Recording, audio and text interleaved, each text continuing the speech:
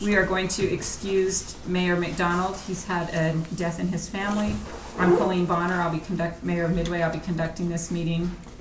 We're also waiting for Jeff Smith, but we're going to get started.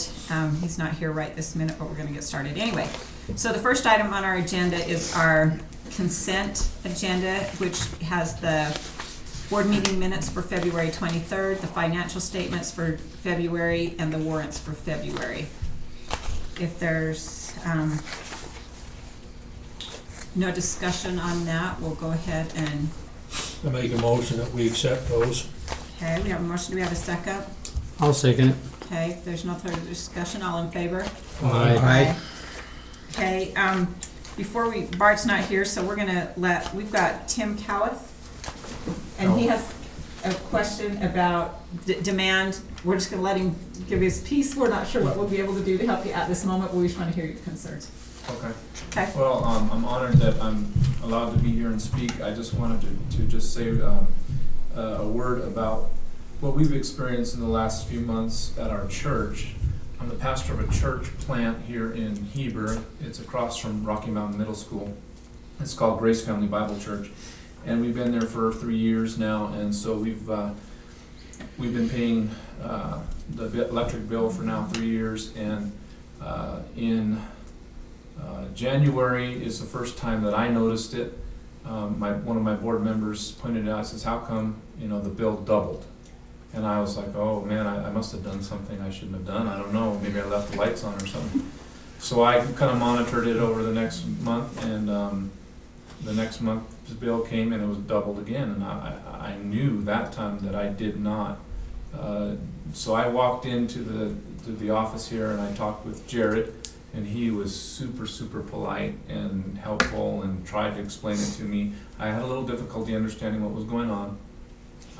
But he did give me some suggestions as to what I could do to help offset the new charge of demand. And so I went back and I tried to do that, and anyhow, it resulted in about $15 per month savings. So that's just a lot in terms of what we're used to paying, and to have our bill be doubled, and the only thing I can do, like I just told Carly, on Sunday mornings we go in, we used to flip all the lights on, the coffee maker, the TVs, the computer, the heaters, everything. Now I pretty much just flip on a LED spotlight on the front center pulpit, and I try not to turn on any fluorescence at all, and I'm only getting a $15 savings. So my question to you, that's all background. My question and food for thought, please consider, is there anything that can be done for nonprofit organizations like ourselves, a church, to at least consider the fact that this bill being doubled is just a little bit much for us to take on. That's all I have to say. Yeah. What was your bill before, and so what did it double to? The bill in that room, the sanctuary, was $17 a month, and now it's gone to close to $70 a month. And then the room, my office, where I am during the week, that was at $65, $70, and now it's $130, $140. You're on different meters, obviously, for these two For locations. the office and for the sanctuary. Okay. Yeah. And sanctuary, and the thing about the demand is very interesting, is we only use the sanctuary room 4 days a month. And so we're being charged for the demand spike, which happens on Sunday, just for the whole month, but we don't just use it for those 4 Right. days. So We've had a couple others who we're starting to see, once we put the demand charge in, that I think that's something we've talked about. We need to look at and see how we're going to, manage the demand on. And I didn't realize that the churches were that it would, affect the churches and stuff. What would he be classed as? What groups Well, he? it fits in the general service. Yeah, it's general service. And what's your demand? I'm not. on the sanctuary or On both of them. okay. Let's see, this is the bill from February.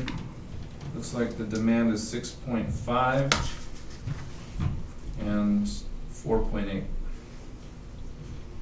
That's for the two rooms? different ones? Yeah, so the office is 6.5, the sanctuary is 4.8. Okay. Yeah, I mean, I think, you know, it's gonna be staff's recommendation going into the next cost of service and rate study to see if there can be a waiver of, you know, 4 kW, 5 kW on the demand side, before people get into the demand. As far as like doing carte blanche, nonprofits, don't pay demand, I don't think staff would recommend going that way. I think that there is a better way than waiving things, because we do have some nonprofits. I mean, one of our largest users is a nonprofit, Correct. and so that becomes difficult at that point. And I think we have a good plan going forward as to how to mitigate some of this. But on the other hand, from the utilities perspective, the demand is there. And if you were to go, I mean, we were one of the very few systems in the whole country that were charging demand. So if your church was located anywhere else in the state of Utah, you would be paying demand. We did lower the kilowatt hours considerably when we instituted the demand. It's just that you're not using any kilowatt hours, so now you're actually paying demand. Does that make sense? For what you're actually affecting the system. And it is harsh. I'm not disagreeing with that. We knew going in that we were going to have customers that would increase by over 100% because they weren't using any kilowatts, but every now and again they would fire up a piece of equipment or a building and put that demand on our system. So I think it's something that we're going to have to look at, but it's got to be looked at holistically across the whole system, Right. so that the revenue that we don't collect from users like you by waiving 5 kW, what does that do to rates across the whole spectrum in order to maintain that revenue level? So we are going to do a cost of service study. We've got a plan to fire off in midsummer, and that is definitely going to be a component that we're looking at, and that would be waiving like up to 4 to 5 kW and going that way. That sounds great. Okay. Appreciate it. All right. Thank Thank you. you. Thank you. All right. The next item, I want to pull item 8 off because Alan's not here, and I want to just postpone that till next month, if that's okay. Can we have a motion to do that? We probably should have done that when we did. I'll make that motion. I'll second. All right, thank you. All right, April meeting. yeah, Aye. yes, all in favor. Aye. Okay, item number 2 is to review the review and approval of liability insurance renewal for Bart Miller. Saw him sneak in. There he is. Sorry I'm late. That's okay, we got started with that, and we got stuff done that you're good now, so. Daryl Childs came today with Olympus Insurance. He's our regular agent. Presented our 2016, 2017 rates that go effective May 1. We had a facilities committee meeting today in which 2 members were able to be there, and the rate presented, I think, goes up $4,000 off of what we paid this year. So if unless Bob or Jeff had concerns or questions, want us to further dig into it, so we'll probably look to a motion by you guys to give us the go-ahead to. Well, I think it's fair to mention in the full board that you did go through and find some areas that we might be paying too much for, that it wasn't necessary. We have to note that because we did have a claim last year, there was a little increase, but they tended to come out quite balanced, so other than that, we appreciate what you did to try to reduce it. We scrubbed the property list, the automobile list, the asset list. We looked at the coverages on things like transformers. We took. So how much was the liability insurance prior year versus what you said it's up 4,000, but I don't even know if it's up 4,000. It seemed like it went from 188 to 189. oh, okay. So, 188,000. 188 to 189. Okay. yeah, we're up like $700 or something like Oh, that. So well, that's not, okay. I'll say this much though, we will see that number increase later this year when we install the second transformer at Heber sub, because we'll have to insure that transformer. We'll also, we may have another vehicle go on the records, so there's potential for it to go up a little bit more. We did send them a backhoe and a truck last week to put on, and I was impressed they got it on in these numbers. Good. So That's good. they turned it around pretty quick, so they are reflective of the most recent assets we've added. Okay. I would assume that once we add that other transformer, we may see that 189 become 191. Is the power company eligible for that John Deere lease program that the communities have all been? Did you avail yourself of that? We just got one. Great. That was one of the assets that was added. Yeah, and that's a real good deal. Hope it lasts. I think we got the invoice the other day for the purchase of the backhoe. I'm like, what's this for? We're not buying it. We're leasing this thing. They thanked us at Christmas time for our purchase of, and I just hope that we don't end up buying it. Yeah, so I called TJ and he took care of it, but Okay, so if there's any more discussion on that, Mhm. call for a Looks motion great. on item 2. I move that we approve the liability insurance as presented. Okay, thank you. Do we have a second? I'll second that. Okay, if there's no more discussion, all in favor? Aye. Aye. Great. Okay, next item is audit committee report. This is also Bart Miller. yeah, just Carly threw that on there because she was tired of listening to Jason too much, so she thought she'd have me do some talking. No, audit committee met this week as well. We had Paul Skeen down, our audit partner who's in charge of our audit. He came down and talked about what's to be expected a little bit, and basically said if you have any questions or concerns, by all means reach out to him. So, I don't know, do you guys feel that anything else was said by Paul needs to be presented?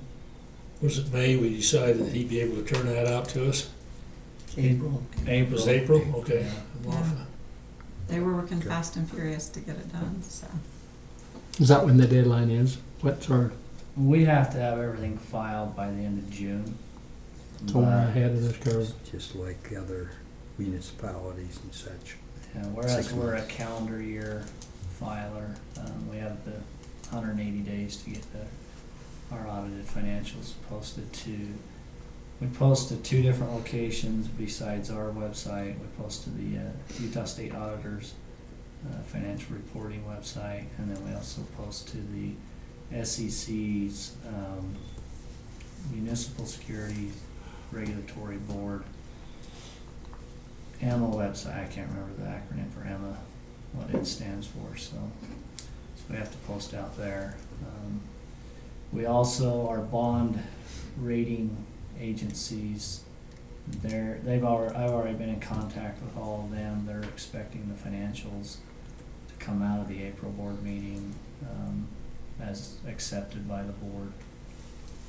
So, if I have to push them another month, I will, but I kinda like keeping the pressure on Wayne Bailey to get this done in April. So. It's good for him. Okay, thank you. All right, next is our UAMPS utility toolkit training for utility boards. Jason?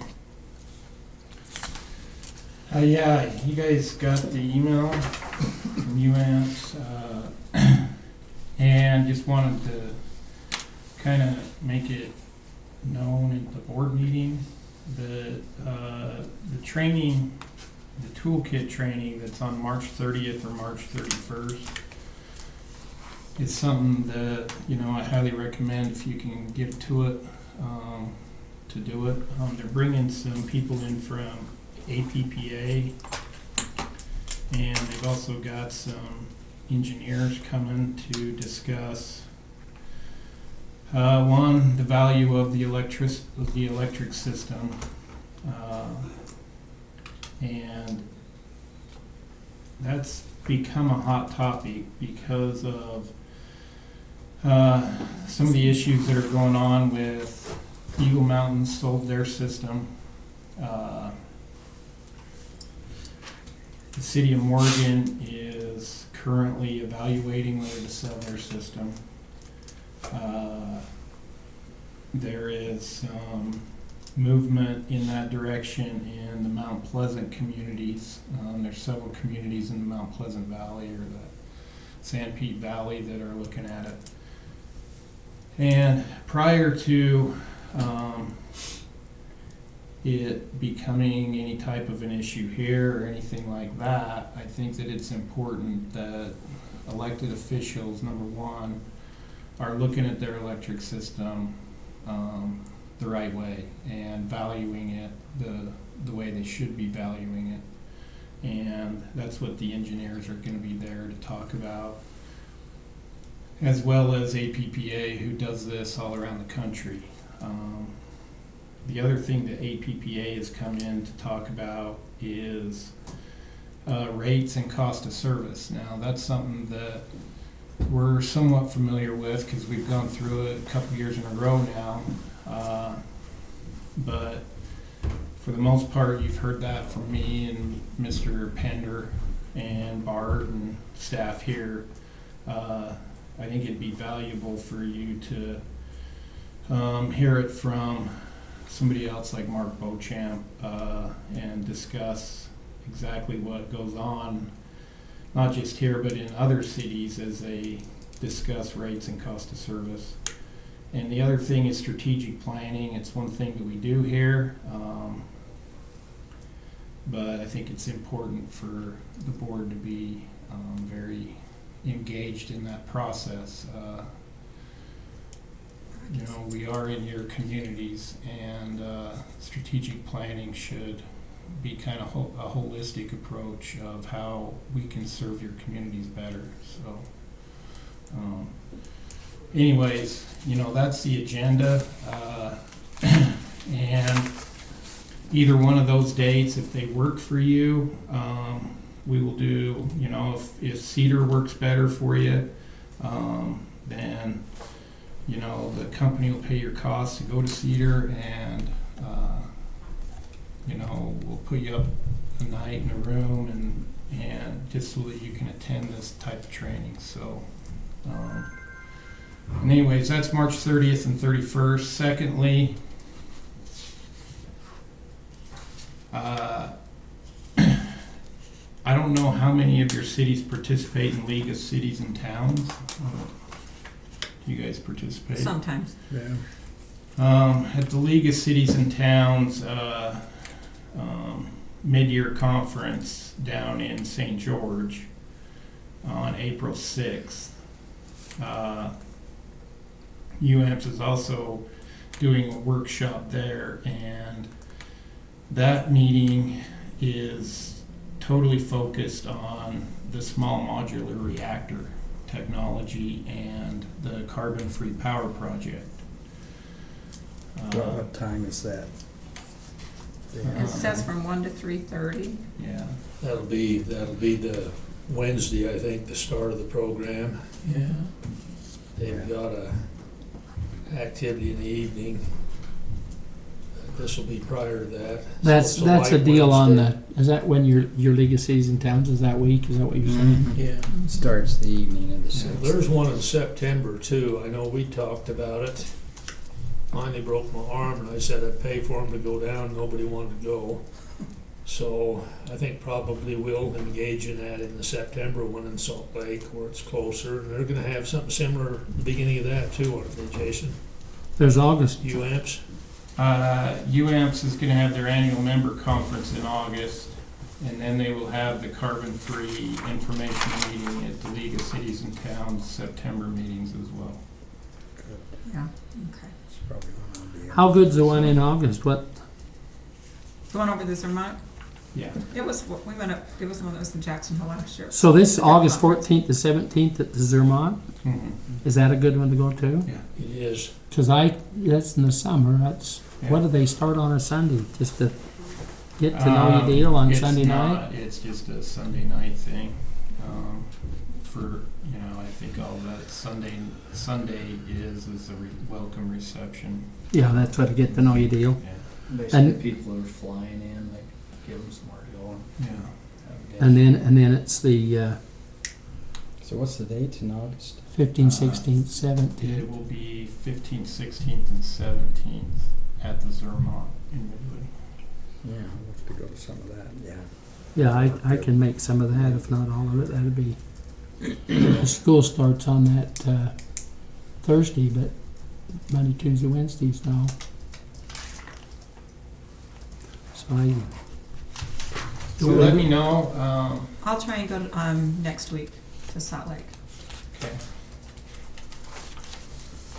I You want to sign You up? wanna sheet? I called, yeah, I hope I'm registered. I called I can them just- by phone and didn't get any return, so I'm sure I'm scheduled.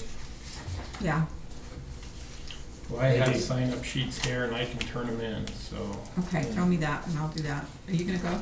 Yeah, you can put me down Who again. else I gonna don't- go? We I have don't- a carpool. Does she? Okay, that's good.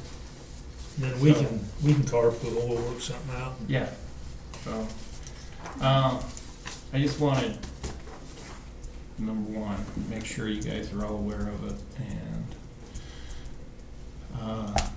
know that there is quite a bit of movement out there within Rocky Mountain Power. Rocky Mountain Power is going after systems currently, Are so. they the ones buying all these you talked about? They bought Eagle Mountain, yes, and they are currently working with Morgan City's town council about Morgan's system. I have heard that they don't have the votes in Morgan yet, but I don't know for sure. So. Anyway, So they buy them and just roll all the assets and everything into their. Well, it's the guy that owns them too, isn't it, that's doing all the big, he wants to yeah, it's really big in the Midwest. He wants to be an AT&T, and we know what happened to that. Yeah. And that's all I have on that. Okay, any other questions for Jason? All right. Discussion on partial month billing on general service seasonal loads. Thanks, Jason. I'm kind of pushing this one, because this really affects Midway. Partial month billing, what's that all about? Yeah, People who start up their irrigation pumps or whatever in the middle of the month. Or their chiller. Or their chiller. For their ice extra rink. ice rink. Or they- making, or they- give a or full making month snow. demand. Yeah, or the snowmakers, and then they shut them down on the 6th of the month, but they get that demand, kind of like the gentleman with the church, you hit that demand, and you're only there 4 days, so.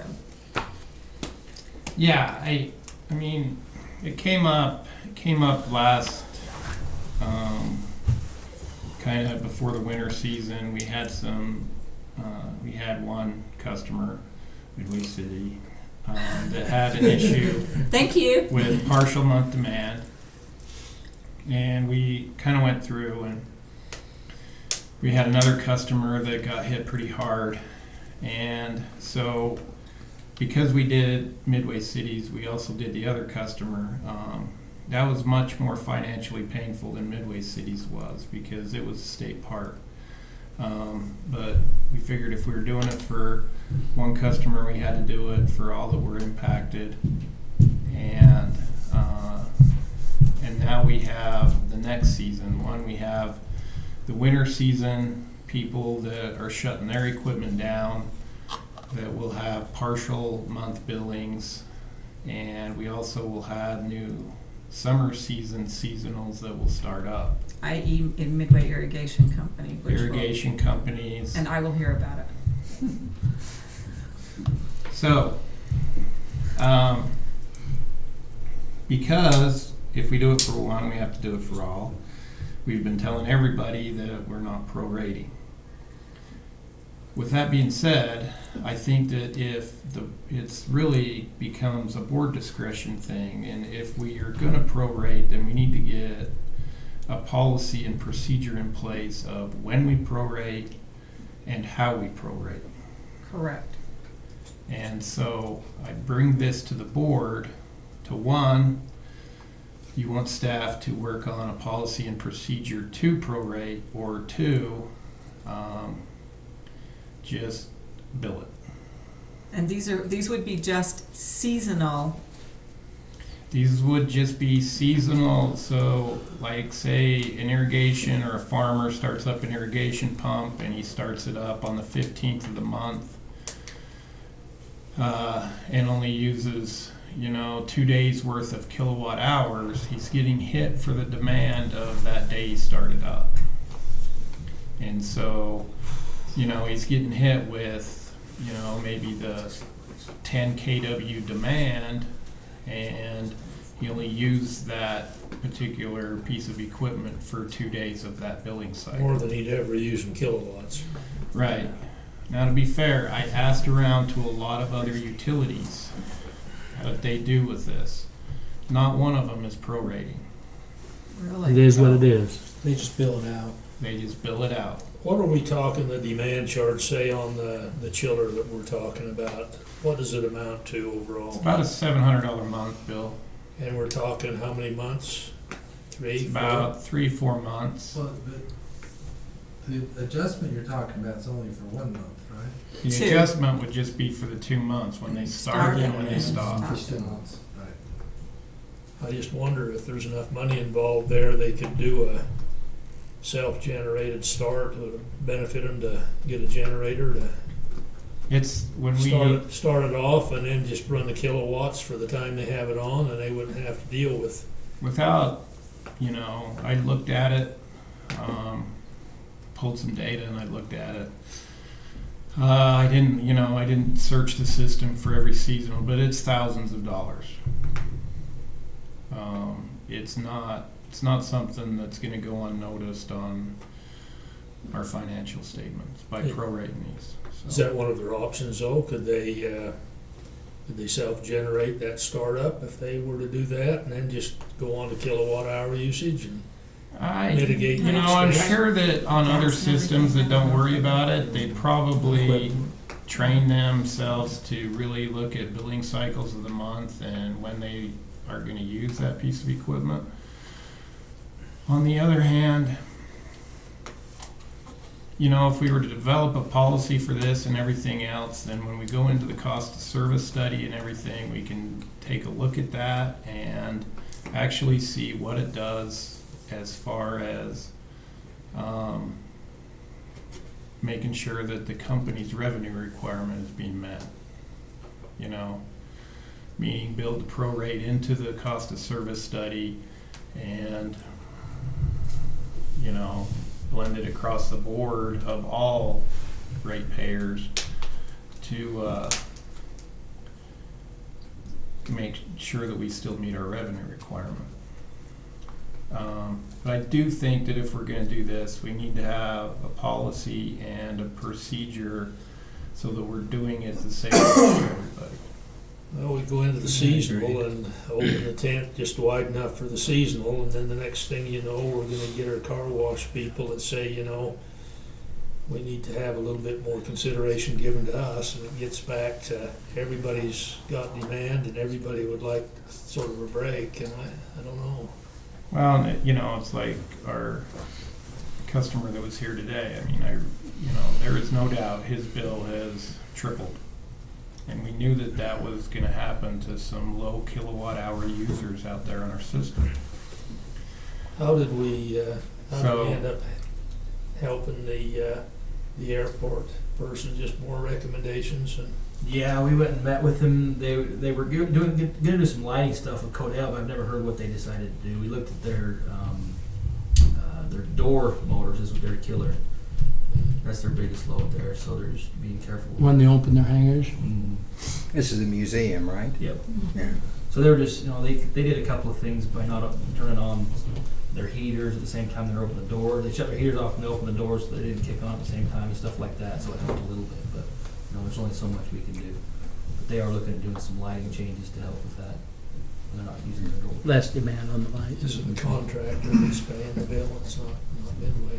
It's the If contract. I'm looking at the right account here, the ice rink year over year, every month with the exception of February, their bill has dropped. But not the demand, the Well, total. the demand, but the total bill, like this February, the bill was Well, $770. I guess the difference is this was the first year he had to pay for it. The city's picked up That's the right, tab. that's right, he just hooked onto the contract, didn't he? But, I mean, I'm looking at it, this year, in February, the bill was $770, last year it was $748. January this year, it was $682, the prior year, it was $897, so that one come down $200 Okay. under this new rate structure, so. So maybe for him to look at it over the period Yeah. of the several But you years. see that big demand charge hit, and you're like, but I didn't even use it, Right. versus watching your kid. Will you give me a rich. copy of that? Will you email me a copy of that? Yeah. Just like maybe the last 3 years? Mhm. Okay, that'll give me a better argument. Do Just me, say it's- how about Midway Irrigations? Will you do me that one too? And some of those are gonna be that way too. I mean, That's what I'm, right, it's- Midway Irrigations? they get hit on that first month because they're not using their kilowatt hours. But once that pump turns on, you gotta remember that we dropped considerably the kilowatt hour charge Right. with that demand. Right. Just, And I know I'll so- have water board meeting, I I know, know it I will know. become a question, they'll kick it on the 15th of April. But if I can head it off with, just so you know, this is what's gonna probably happen, Yes. that it Yeah. might be a little And bit. if we need to come, I mean, by all means, we will Okay. get somebody there. You know, if I can't make it, then somebody will be there and can explain to them how this rate is going to affect them and the pros and cons of it, because everybody's focused on the negative of it, but we're not hearing anything from the people that like it. Right. Does that make sense? Mhm.